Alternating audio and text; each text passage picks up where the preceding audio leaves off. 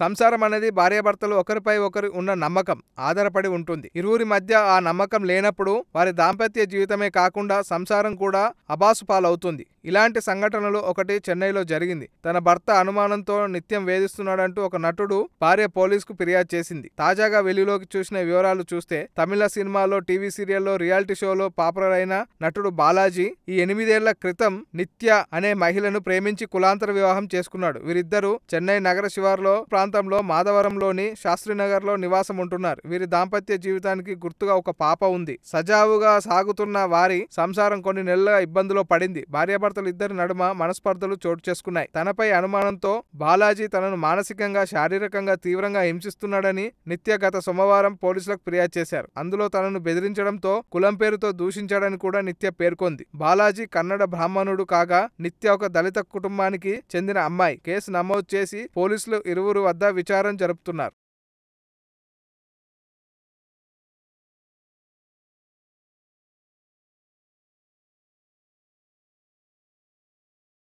ఈ వీడియో మీకు నచ్చినట్లయితే సబ్స్క్రైబ్ చేయండి. ఫిలిమి స్టార్స్ బోలెడంత న్యూస్ బోల్డ్గా.